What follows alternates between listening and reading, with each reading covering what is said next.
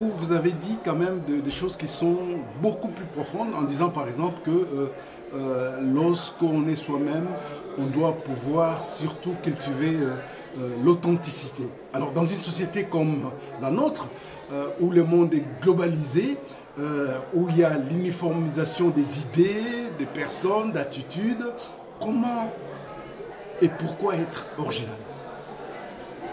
C'est vrai que quand on pense à soi, souvent on se compare toujours par rapport au regard de l'autre. Donc on se construit par rapport à l'autre.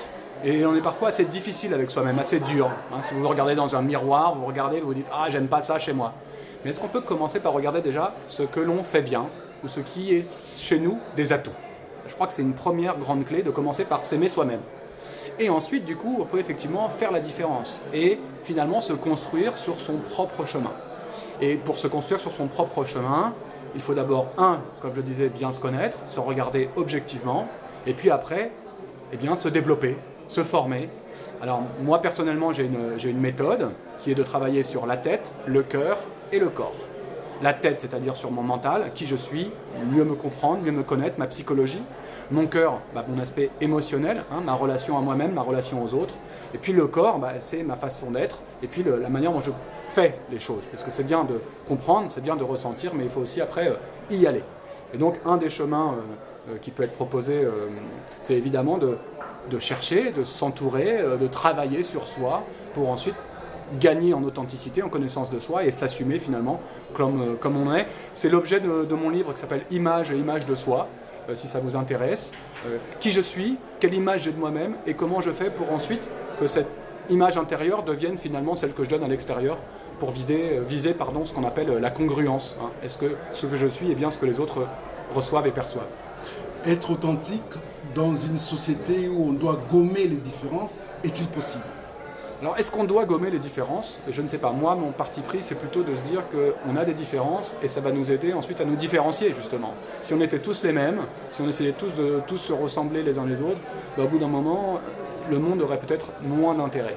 Donc, personnellement et dans ma démarche, et d'ailleurs c'est souvent le cas dans le coaching, qu'est-ce qui fait ta différence et comment on peut capitaliser sur tes atouts et ta différence personnelle? Je sais pas, par exemple, vous avez des gens qui peuvent développer des complexes parce que physiquement ils ne se sentent pas bien, j'ai un nez grand et crochu et puis du coup je vais essayer de le cacher. Peut-être qu'un nez grand et crochu, ça peut faire, comme le titre de la conférence, le French flair. Et peut-être que les gens se souviendront de vous parce que vous avez un grand nez français. Au lieu de se dire « Ah là là, je cache ça », finalement je m'aime et je fais en sorte de m'accepter comme je suis. Est-ce que vous ne serez pas allé aux États-Unis? Est-ce que vous aurez découvert ce que vous avez pu enseigner aujourd'hui? Alors c'est pas aux États-Unis que j'ai découvert ce que je transmets aujourd'hui, c'est à La Réunion, figurez-vous. La Réunion, c'est une île française de l'océan Indien où il y a différentes communautés. Communauté africaine, communauté chinoise, communauté indienne, communauté européenne, qui vivent ensemble sur un petit caillou. J'ai passé 8 ans, je me suis beaucoup investi puisque je m'occupais de la communication du conseil régional. Et c'est La Réunion qui m'a donné ce sens de la diversité et le respect de la différence. Monsieur Sébastien Milchambre, merci d'avoir répondu si gentiment à nos questions. J'espère que nous allons tout de suite aller nous procurer votre livre, Images et images de soi, pour voir un peu qu'est-ce que vous avez relaté là-dedans. Merci. Images et images de soi, c'est Duno, c'était un plaisir pour moi et je suis heureux de partager ça avec vous.